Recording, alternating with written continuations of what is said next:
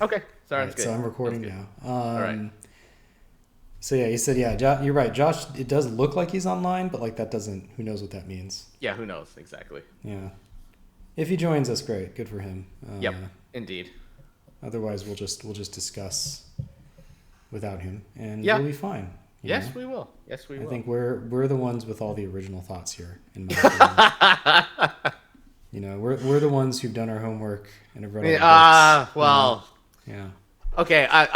I'll admit I'm probably not the one that does the homework. I think if anyone, you're really the one that does the The deep homework. research here. I So don't, I don't know. We'll see. you're being We'll too see. generous. All But right, I'll all stop. right. Okay, I'll take your feedback and I'll stop being generous. I'm just Okay, gonna be please, because I would super just feel selfish from now so. on. I'm It just would I gonna. would feel I would feel awkward. That's what it would be. It would be too cringe for me. But all right, welcome back. This is the key. Oh my gosh, it's the other one.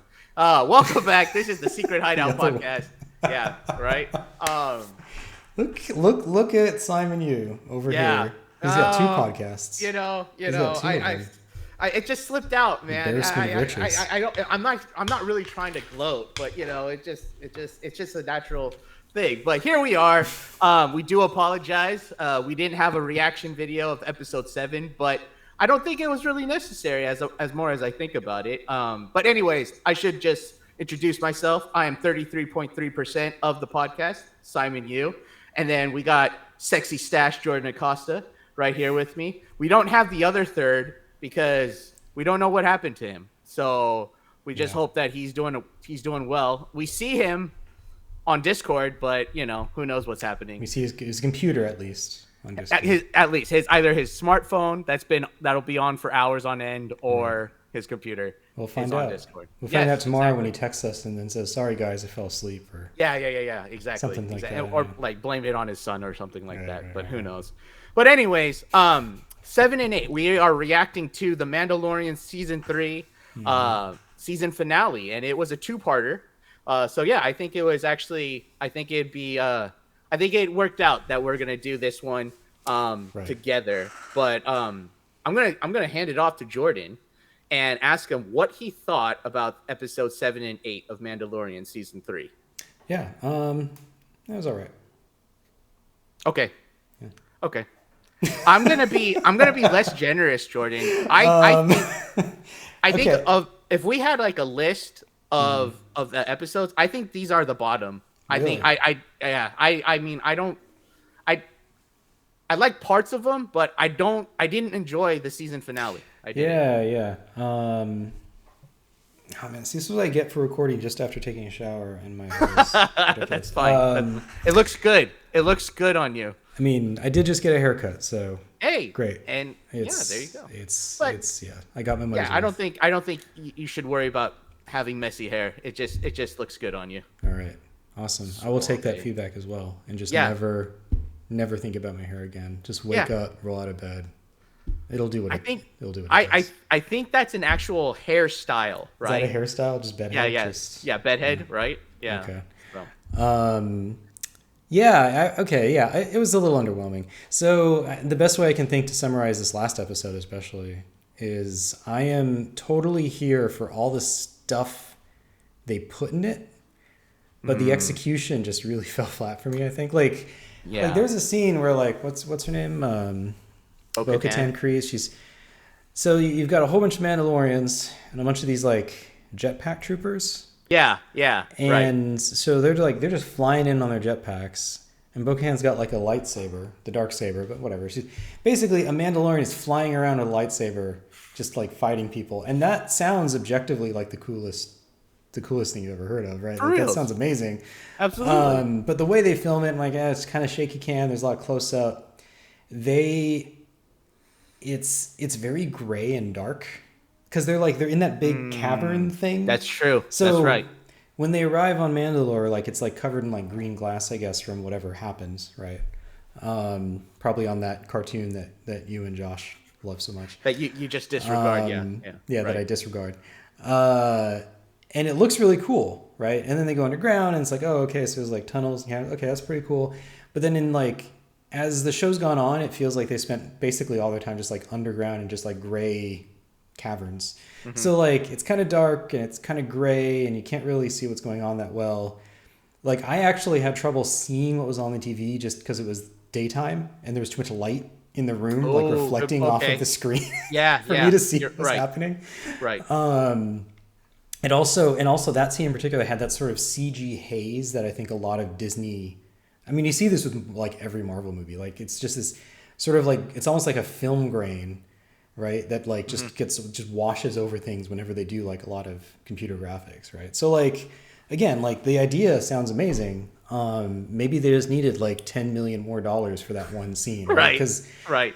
and also they're trying. It looks like they're clearly trying to do a big epic Star Wars finale. So the classic Star Wars finale is you've got a couple characters in a duel, Mm-hmm. and then one step up from that you've got like armies fighting, and then a step up from that you've got like some spaceships above the planet. Yeah. You know, Okay. and they're Okay. doing that, but it's clearly the least exciting version of it I've ever seen. Like, and Right. again, and maybe it's just the budget, like because TV budget. How do you do all of that all at once?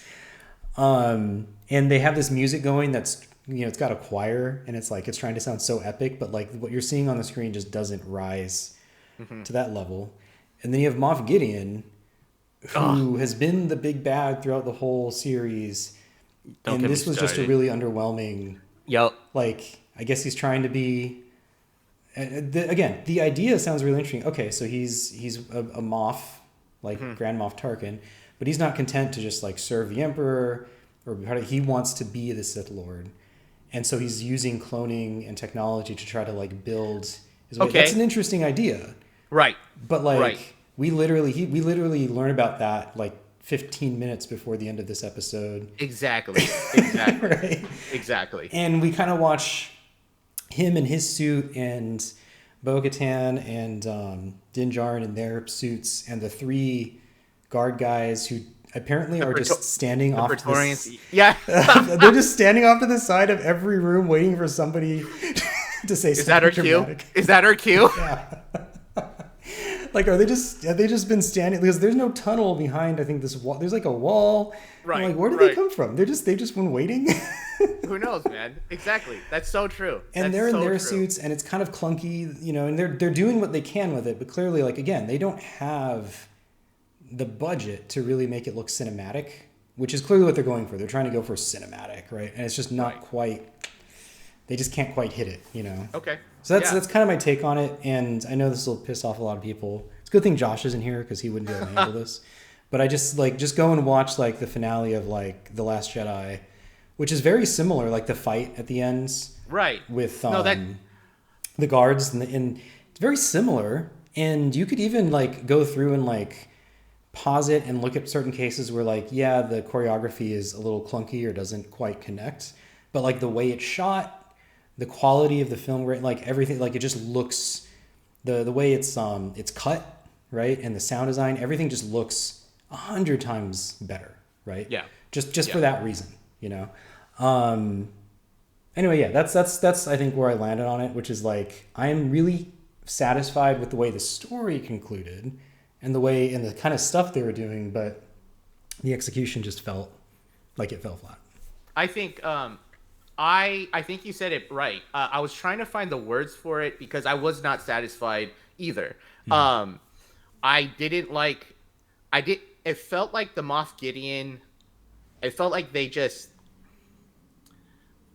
What's the word? It felt like they just there wasn't really any more character development for Moff Gideon, and they just used him as just to make a conclusion, to make the conclusion work. Yeah. It makes now more sense why the convert episode, which was like the least like enjoyed like among the data, I guess, like no one really enjoyed it because just you and me, we were the only two people who liked it. You know what I'm saying?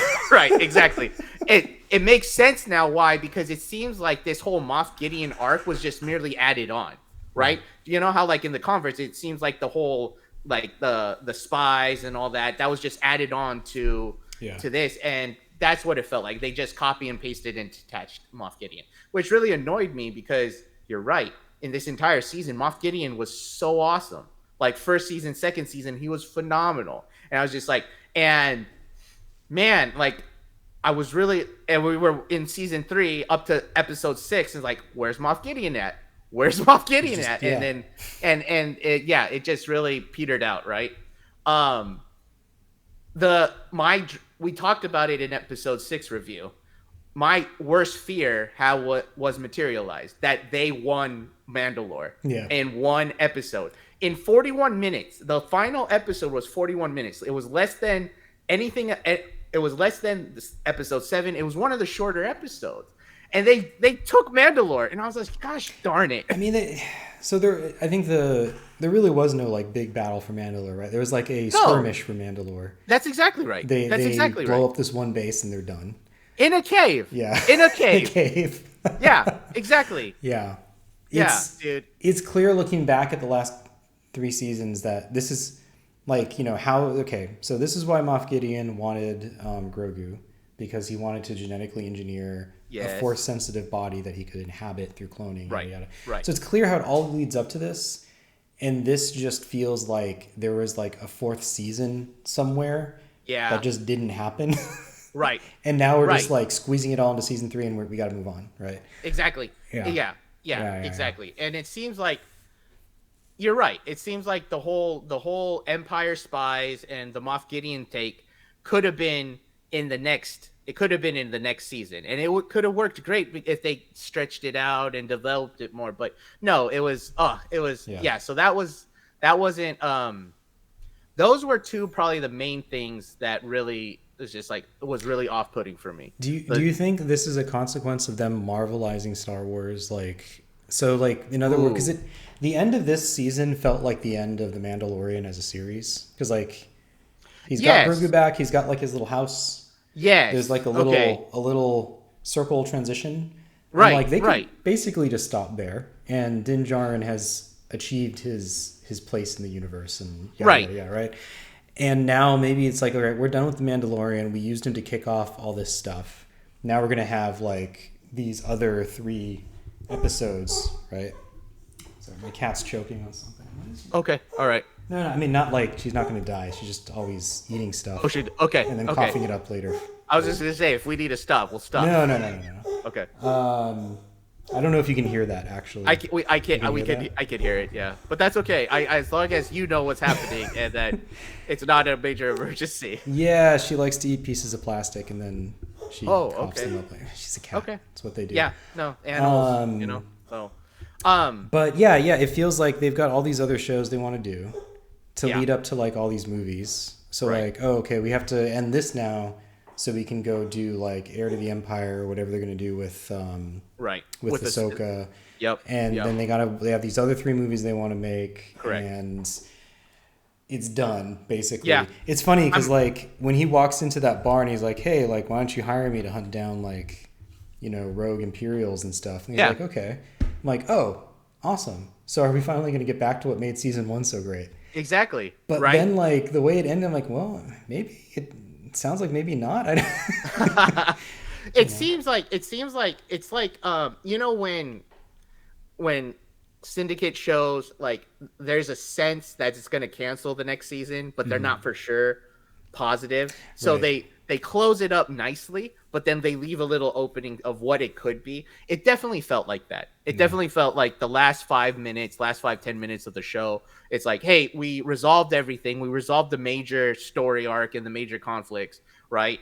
But we left room to say, hey, maybe this will continue on. You know what I'm saying? Like, I get it.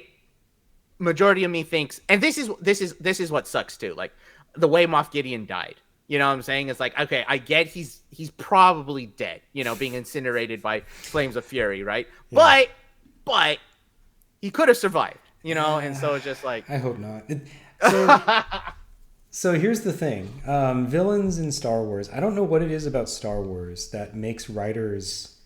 There's something about Star Wars that breaks writers' brains, where they will set up what looks like this awesome villain and then kill them immediately. Right? This is like a pattern. Yes. Okay. Right? Like, this just happens over and over and over. Grievous. Yeah, Grievous. Like, they introduce someone, and it's like, oh, that's an interesting character design. What's this guy's deal? Where's he from? Oh, he's dead. Right? Like, And usually they die in a way that's also like kind of like, oh, well, that was like kind of a lame way to go too, right? Like, Right. it started with Boba Fett, and then Grievous got the same treatment, and I guess Count Dooku kind of got the same treatment, right? And what's his name from Darth Maul. Darth Maul, right? Definitely, yeah. He didn't Yeah. he lasted one movie. That's all we got. Right. He didn't Right. even, yeah, they but then because people like the character, they have to make up some BS excuse that They'll bring him they back. survived Okay. somehow and they bring him Okay. back, right? I think I wish Moff Gideon had turned out better, but also like after what we should just let him stay dead. I don't want Dang, to. man. Maybe he can. Maybe the Mandalorian can go off and hunt the rest of those Imperials we saw. That could be cool. Okay. Yeah, that would be. Maybe he'll get involved in trying to, I don't know, in this big Heir to the Empire movie or whatever it is that they're building up to. And how do you know what? I've been thinking about how to summarize my issues with The Mandalorian as a total series. Because like I really, like first season was amazing. And the second season I was like pretty unsatisfied with. And this season now it turns out I was liking it more. Yeah. But with these last couple episodes, I'm like, all right, this is not. It's like, ugh. No. Yeah, this is definitely down there with season 2, maybe a little bit lower, in terms of like. Wow. Well, Okay. the ending, like. And yeah, man, like up to this point, I was loving it. Loving it, and I was like, this is amazing. This is great. And then it's just like, what is this? Like, what just happened right now, right? Yeah. Let me go back. I forgot the third thing that really bothered me. The Mythosaur. It's still down there. The freaking Mythosaur is still down there sleeping. Yeah. Right? It's like, what was the point of the Mythosaur? Yeah. You know what I'm saying? And I'm just like, and like, if it seems like the only reason the Mythosaur is there is so that the armor would be convinced to let Bo-Katan take off her helmet. That seems like the only reason. I was like, what's the point then? What's the point here, right? So yeah, let's talk about Chekhov's Mythosaur. Yes, yeah, please. like it's still down there. And again, it's one of the things where like, oh well, I guess they'll come back to this somewhere else in a future season or some other show. And I think again, like that's the Marvelization of it, where it's like you're not gonna see that here. You're not gonna get a satisfying story now, right? You got to come back and watch this other thing, just like what we saw with Book of Boba Fett. We're like, you can't just watch The Mandalorian now. You got to go watch like 2 episodes of Book of Boba Fett. Yeah. Please watch Boba Fett. And now you're gonna have all these other shows, and you got to watch all this stuff, and it's just like this is not fun for me. I am an adult, and I have a job, and I have a mortgage to pay for, and I do not have time to keep up with like freaking 20 Marvel shows and 20 Star Wars shows, And the annoying thing is like, here's the conclusion I've come to onto like why this show feels weird. I think they had Jon Favreau, and this was his idea, this show, right? And then they brought in, what's his name, the guy, the cowboy hat guy, Dave Filoni, and he got added to the show, right? And I suspect, I don't know this obviously, but I suspect the reason I'm annoyed is because this starts out as a Jon Favreau production and then turns into a Dave Filoni. Like that first season is 100% like because like we've seen him do this like he did with Iron Man, right? He's really good at like just doing a classically executed, well-structured action adventure story. Okay. Here's your hero. Here's his challenge. Here's his like internal conflicts. Right. You go through the arc, right? And like you can kind of like fault him for maybe being a little bit formulaic sometimes, but like I think he's a classicist in the sense that he's just really, really good at executing that formula. Okay. And he can do it reliably and really work well with like genre material. And that's why, Iron Man kicked off a whole thing, right? And you see it's the Chef movie, kind of similar. I mean, it's not like a superhero, but like the way he handles that character, right? Yeah. It's the exact same way. The way his arc comes out, like it's all just really solid. Like he's just really, really good at putting a goddamn Hollywood movie together, right? Yeah, absolutely. And the first thing, The Mandalorian, was that. It felt very Jon Favreau in that, like, okay, here's your character, Din Djarin. Here's his whole deal. Here's what he's about.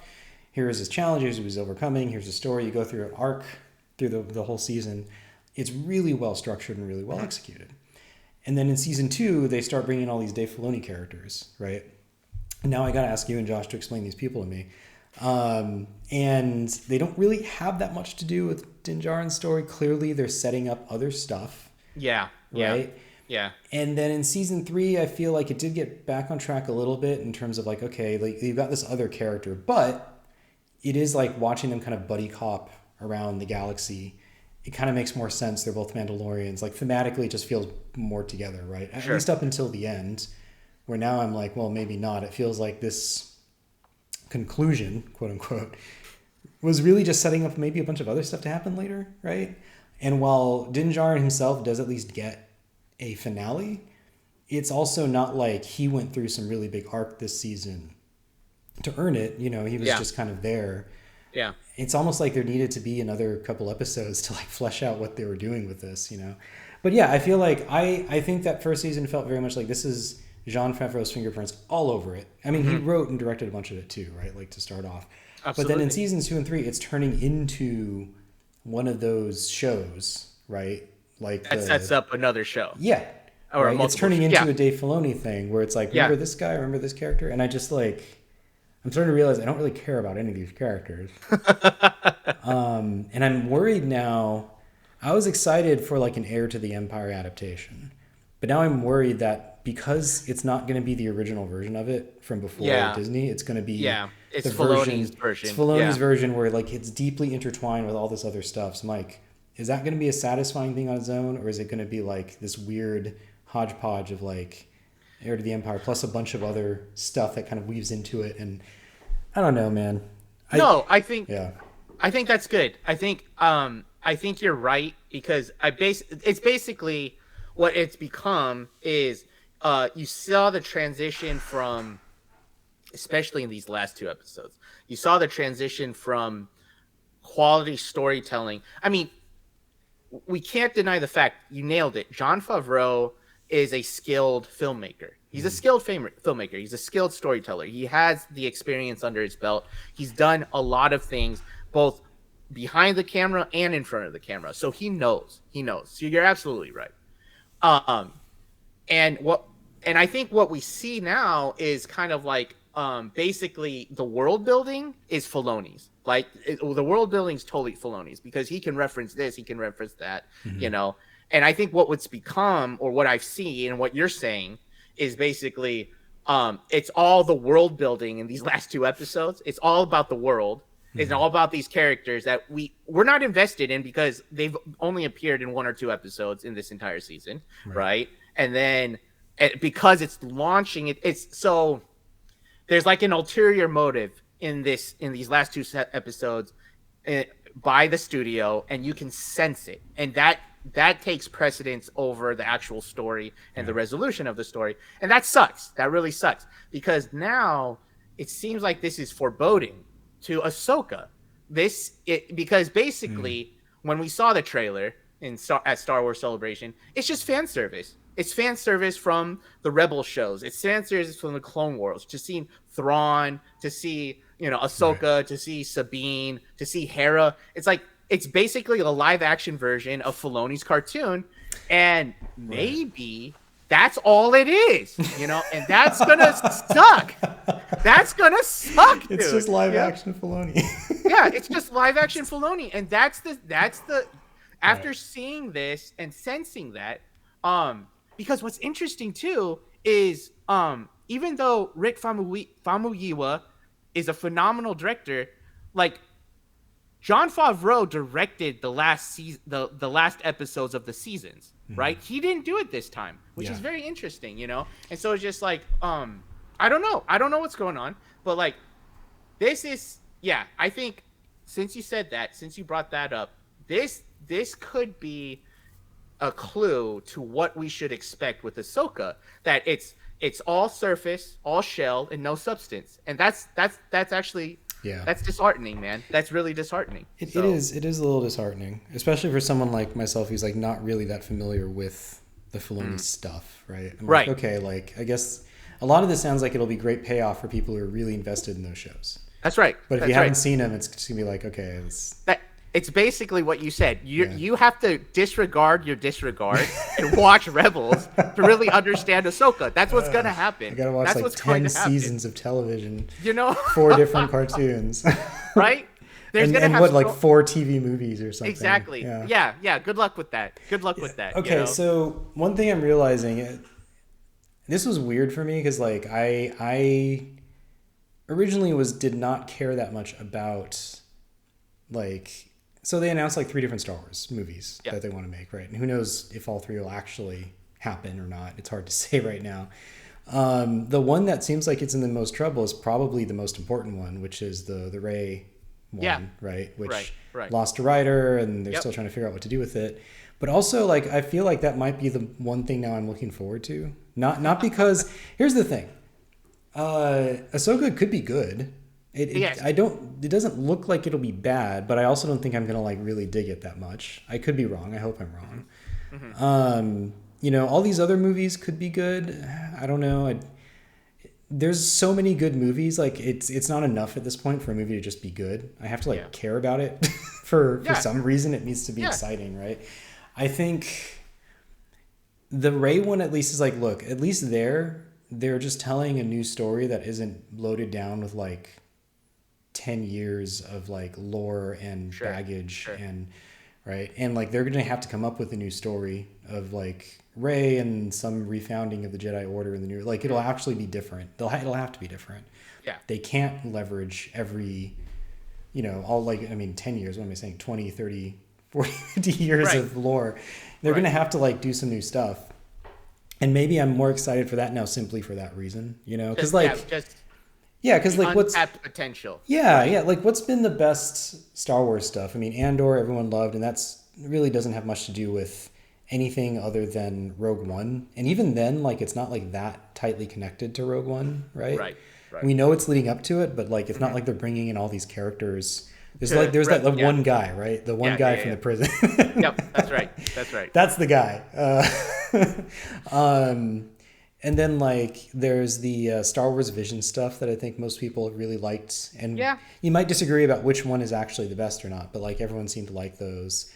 Mandalorian season 1 got people really excited, and you know somewhere between 50 and 70% of people thought that The Last Jedi was really exciting, and obviously a lot of people disagree with that. But the point is, Yeah. what do all those have in common? Which is they all tried to sort of like step away from the lore and the Right. baggage and do something Right. different and Right. new and exciting. Right. And they all at least successfully mined something authentic out of Star Wars. Like, Yeah. what is it that made the original trilogy such a big deal to people? Not just copying it, but trying to figure out like what was it about the spirit of those movies that really connected. Exactly. Pulling that Exactly. out and Exactly. doing and wrapping it in something completely new, right? Right. And that's kind of what I want to see more of. And I do feel like, yeah, maybe some of this stuff isn't quite that. It's just it's connected plot wise, but it doesn't Yeah, feel it doesn't feel like the spirit of Star Wars is alive and well in all of those, you know. And so like Kenobi and Ahsoka, well, I can't say anything about Ahsoka yet, but and yeah, I'm not really interested in seeing an endless stream of like content that is just like plot continuation, right? Like, Right. I don't know. Maybe I'm overthinking it, but yeah, the ending of this definitely kind of like got me thinking that yeah, they need to maybe make a little bit less Star Wars and focus on quality over quantity. Yeah. I mean, I don't even know how because.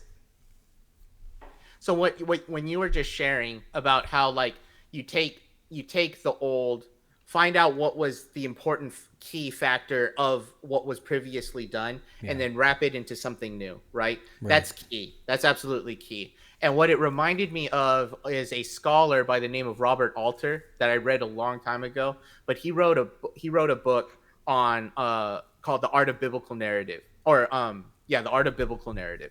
And in this one chapter, he talks about convention and how, like, you know, stories of old, they'll have the same motifs, they'll have the same archetypes, all this and that, and that was considered a convention. And like one example of that was he brought up was like the Western, and like how back in the day the good guy always wore white, and he had a gun, he was a gunslinger and stuff like that.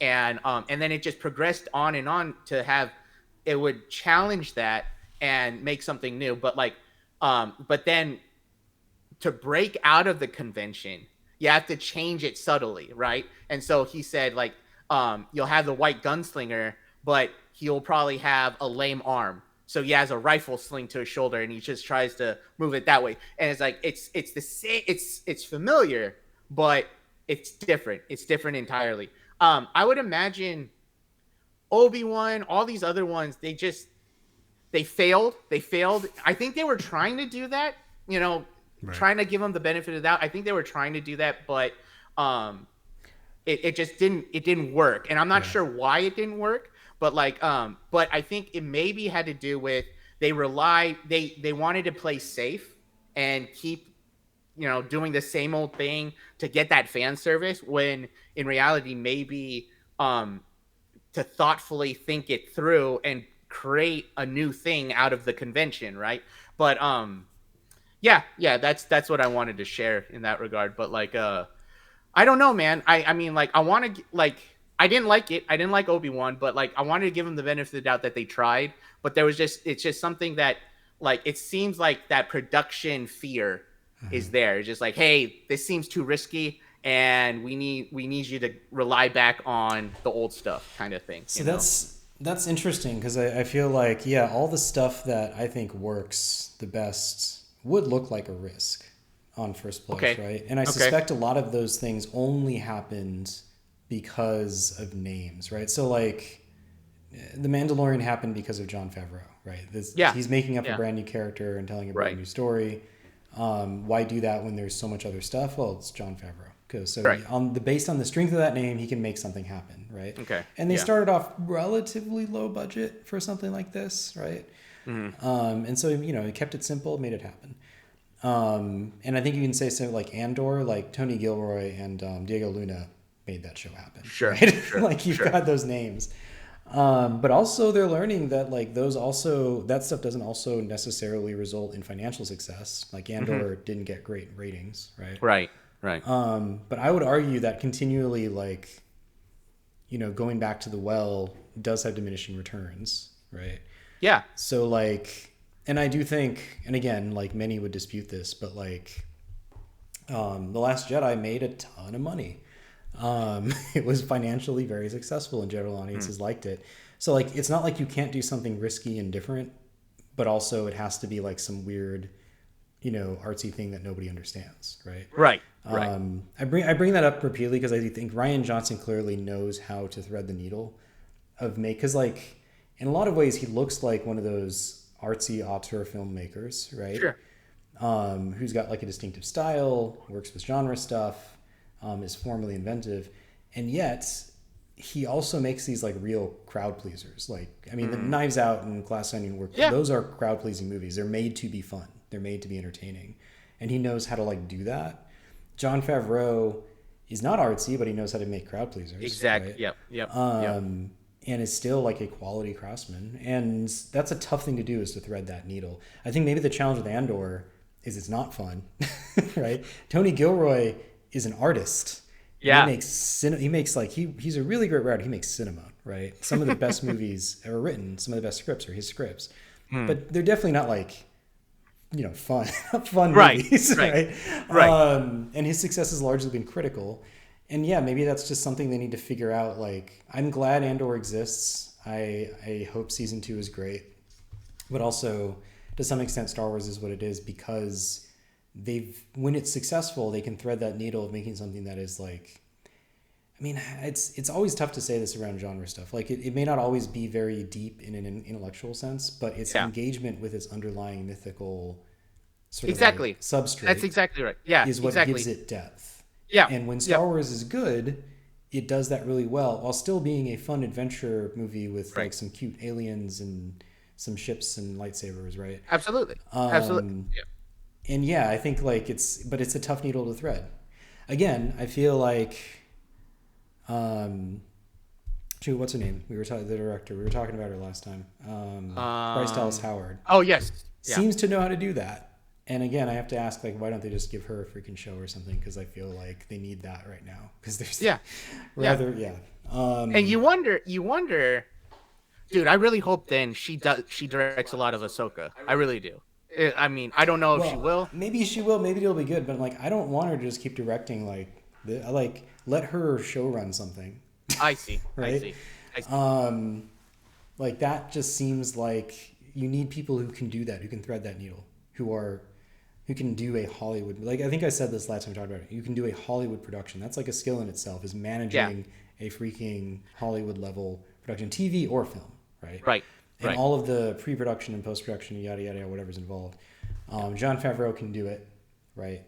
I mean, as mentioned, Ryan Johnson can kind of do it, but I think the reality is he's got a team of like his friends and family that he's known his entire life. Because right, Sure. like everybody he works with are people he's known since like he was in high school or earlier. But the point is, he comes with that team, and they know how to do all this stuff, right?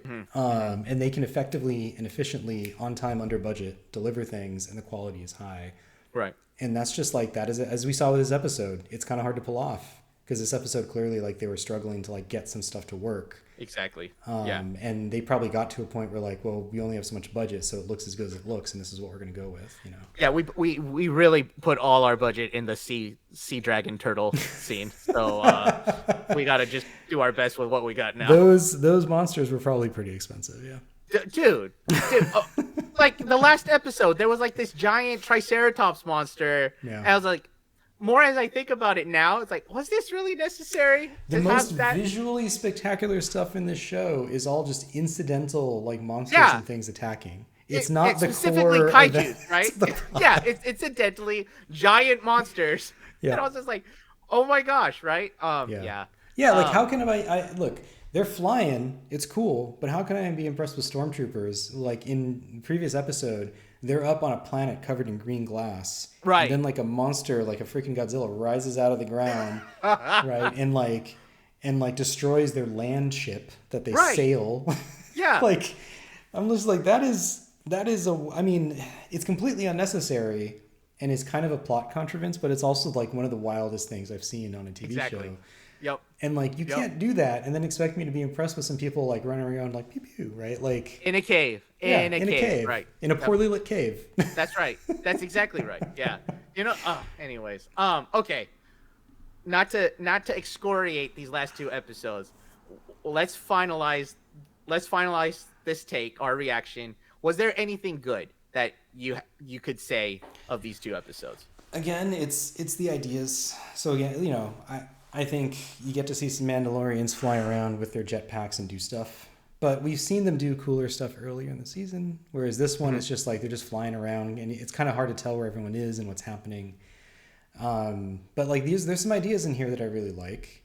You know, this idea that you know, Grogu is like he's just officially adopted him now, finally. Yeah. And kind of like them, you know, he's using the Force like defensively while Yes. Din Djarin is on the attack. Okay. That's kind of fun to watch. Again, I don't think it's done well. And you Right. can't really see what's happening that well in this episode. Right. But it's the sort of thing I'd like to see more of if they were to continue the series, right? Like that'd be fun, right? Yeah. There's lots of, I mean, again, to go back to like the first season and stuff, right? Like there's lots of cool, interesting, like there's that episode where they go to an ice planet, you know, there's different locations and places they could go and different things they can do and bounties he could hunt that could make that really interesting to watch. I like the way it ended for Din Djarin, where like they give him like he's got a house, you know, and he's sitting there with his adopted child, and like this is why one of the reasons I was really disappointed in season 2 is like it didn't really feel like it had a conclusion for Din Djarin's story itself. It was more like, you know, Luke Skywalker shows up and destroys a bunch of stuff, and because tune in next time for the right. And then like we did get the conclusion of that. Maybe if this season had started with those 2 episodes in Book of Boba Fett, I'd be happier with it. They would have definitely raised the average score of this episode by like 10 to 20% all by themselves. But in this one, it's like, okay, well, at least we get a real conclusion to his story, even if his story was kind of sidelined through the rest of the season. Man, I can't think of that much. I'm gonna be honest. Okay. Because I keep thinking, and I'm like, oh no, that was from like 2 episodes ago. Right. Like everything I think of Right. that I like, Right. I still love the little robot that follows what's his name around to carry his cape. Yep. Yep. Yeah. Exactly. Grand The Yeah. whatever. Yeah. Yeah. Grief Targa's Yeah. cape droids. Yeah, You're little right. cape droids, right? Yeah. Yeah. I Yeah. love that. I love that they brought back the Babu Fricks or whatever the Yeah. species is called, right? But again, that's all the stuff that I like is now that's from earlier episodes, so Yeah. it You're right. Right. doesn't Right. really Right. matter. Right. Yeah. I agree with you. I liked how Grogu became kind of somewhat actualized, even though it wasn't executed well. That he could be a vital, because like, I mean, I know he's a puppet, right? But like him just walking so obscurely like that, it's like, hey, good luck, going with this lone night warrior, to Right. adventures. But the fact that he can use the force as a defense for Din Djarin, and that scene when both of them are fighting together, the Praetorian guards, that was point. That was like, okay, this is legit. This Mhm. is in many ways kind of like Dungeons and Dragons, right? Where like you have the close combat, Oh, you right. know, Right. close combat They all got their warrior. own skill sets. Exactly. They have their own skill sets, man, and they used it well, and they Yeah. complement each other well, right? So I did like that. Um, it wasn't this episode, but it was the last episode. I think it was the last episode because you're right. I'm getting confused with the other ones, but like Din Djarin basically confesses to Bo-Katan, right? He's like, "Hey, I'm loyal to you to the very end. I'm gonna serve you till I die," and Right. like it confirms kind of like the role. It confirms what we predicted about who he is and the role that he plays. He's the wandering knight.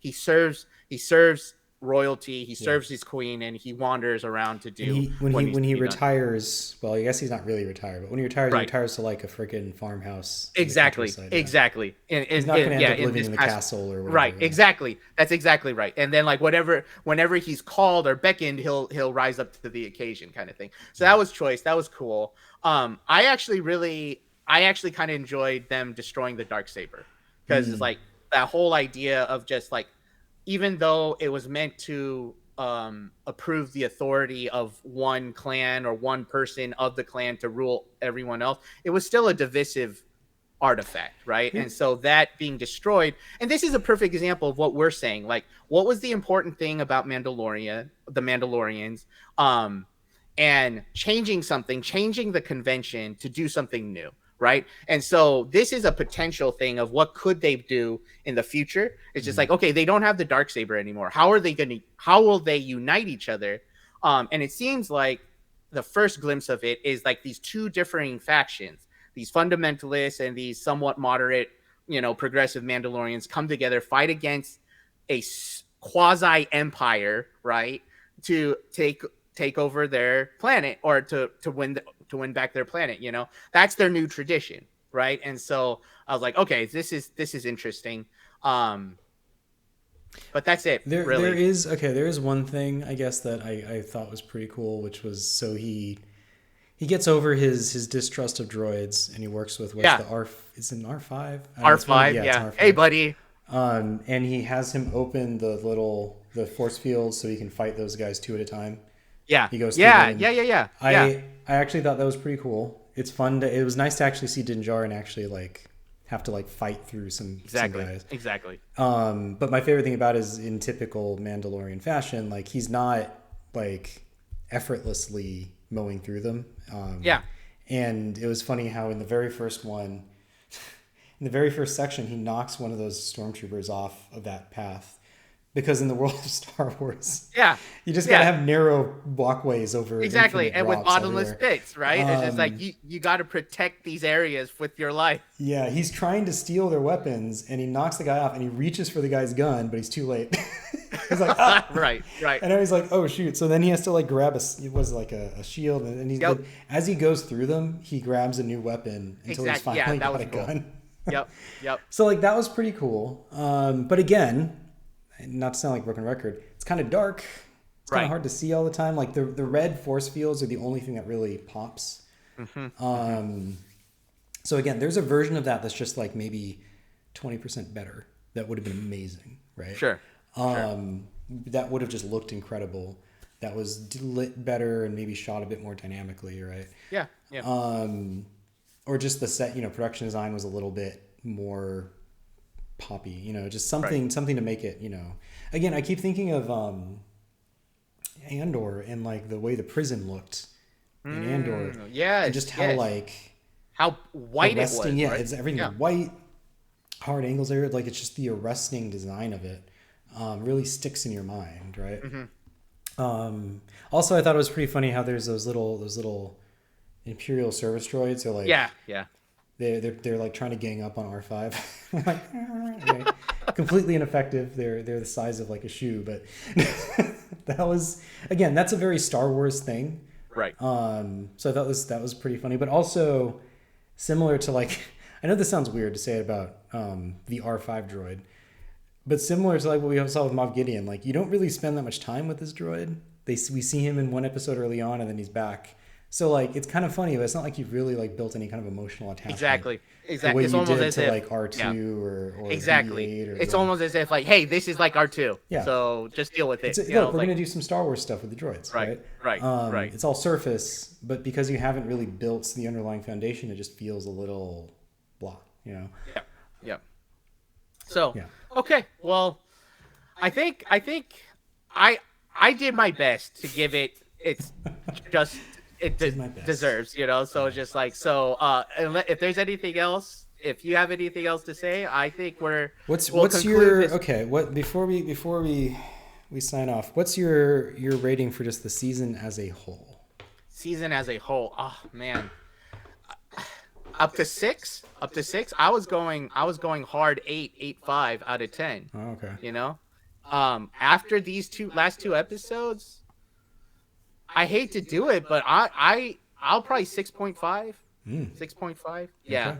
Yeah. Like it just left kind of an odd taste in my mouth these last two episodes. Yeah. No, it's about the same. Like, yeah, a strong ending would have kept this up there for me, even because like, yeah, it wasn't like I still didn't like it as much as the first season, but a strong ending would have would have given it the oomph it needed, and it just didn't really have that. It didn't deliver. Yeah. That's right. And like, again, like you could have done the best 75% of this entire show. You could have done the best, but the delivery at the end just didn't happen. Are you hoping for more seasons of this, or are you ready to move on with your life?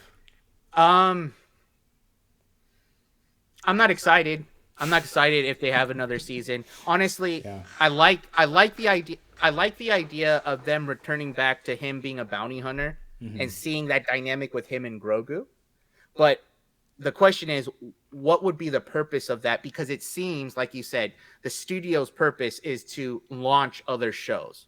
You know what I'm saying? So what would be the purpose of doing a season 4 with that mentality? You know what I'm saying? If they did it because they knew, hey, this is actually a good dynamic and this will return back to what it once was, yeah, okay, I'll be excited about that. But like, I was really hoping that they'll take Mandalore and it'll take an entire season to do so. But then they just finished it within 15 minutes of a 41-minute episode. It's like, oh, okay.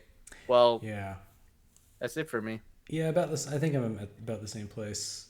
Yeah, if they were to do a renewed focus on Din Djarin himself, that could be cool. But I think you're right. Like the studio probably isn't that interested in just like making that show to be about him. Yeah. Right? Yeah. Because that doesn't build the IP or whatever. Exactly. Right. And Which is wonder, sad. Yeah, it's sad. And I might be the only person who really thinks this, but I'm like, dude, take some of this budget that you're throwing at Star Wars to make all these shows. Why don't you go make another season of like that Willow show that I know not a lot of people really like that much, and it wasn't that great, but I found it very entertaining, and the production values were astonishingly good from beginning to end. Like it was a really good looking show. And the reason I say that though is because like, dude, Disney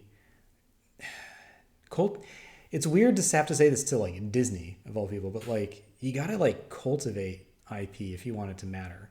You can't just like say, oh, this is what's successful. We gotta like squeeze everything out of this, right? Like Batman isn't the biggest deal in the world because like of the Batman or Christopher Nolan, right? Yeah, exactly. That character was built up over decades, and then they did all these animated things, and they did movie, and then they did right? Like that's how you do that. Like they should really spread that out a bit. And even if that first season of Willow didn't go great, they should do a second one anyway and continue continue the property, right? They can't just keep trying to squeeze blood out of like Star Wars and Marvel for the rest of eternity, right? Like Right. they own all You're this other absolutely stuff. right. Like you got to use Yep. it. Yep.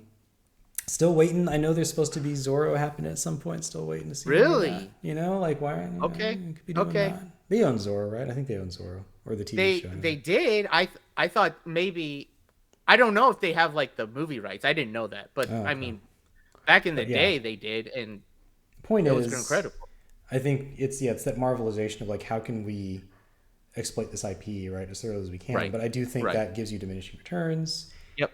And when they own so much other stuff, they could really be investing in more of that stuff and not be so Yeah. reliant on these two things. That's right. That's right. You know. To and be so and have the consumer be so exhausted Yeah. with just more and more of these two things. You're absolutely right.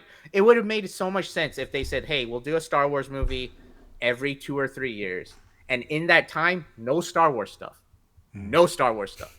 We'll do for. I mean, They can have one crazy. show. They can have one Yeah, show. right. Crazy. Like maybe a Mickey Mouse cartoon again. You know what I'm saying? I know that's crazy, but like Wild. the very What an idea. Yeah, Disney right? making You Mickey know? Mouse cartoons. Who knows, right? It's just They should. Here's the thing: you should be able to go on Disney Plus and see like a weekly programming block of like one Star Wars show and one Marvel show and like one. Is there like a name for like the DuckTales universe for that cartoon they did? I know. The new one, We'll just right? call it the DuckTales. The DuckTales universe because show. I thought that was great. That was a great was renewal of a classic cartoon. phenomenal. You know, renewal, and they could you know? do that with some of those other ones, and then you have a Willow show, and like you could be tuning in weekly or maybe even every day and see something new, and it's not all the same stuff over and over. Exactly. Instead of waiting a couple months and then like getting another Marvel show, and then Yeah. a month later you get another Marvel show, and then a month later, and then you get like another Star Wars show, another Star Wars show, right? It's just very weird. It's like it's not. Is it really that hard? I don't know. It just seems weird that they're doing that. So Yeah, I agree. Yeah. So, well, yeah. that's it, I guess. So, that's our thoughts, and we're sticking to it. And that ends our reaction of Mandalorian season 3. I don't know if you enjoyed it. Yeah, exactly. So, kind of sad that we chose this as the first show we were actually going to watch and try to do a review of every episode. I think we thought it would be much more popular than it is, but I think the viewership hasn't been great compared to past seasons, and we weren't that into it. And hey, you know what? But we tried it. We tried it, and we have valuable lessons that we can glean from. So yes. Which is, here's my biggest takeaway. We're not doing this again until the next like James Gunn produced TV show. Right? Yes. I want to see. I think so. Yeah, either Waller or season 2 of Peacemaker, because or Creature Commandos. Or Creature Commandos, maybe. Yeah. That'd be dope. That'd be dope. I feel like we can have a bit more faith that James Gunn will stay on track with the quality. I think so. I think so. I that's what I'm hoping for. That's what I'm waiting for. You know what I'm saying? I'm waiting for Guardians of the Galaxy Volume 3 coming out next month. So it's just like 2 months from now. And so yeah, that's what I'm hoping for. But all right. Well, what does Josh say? You don't have to go home, but you got to get the hell out of here. All right.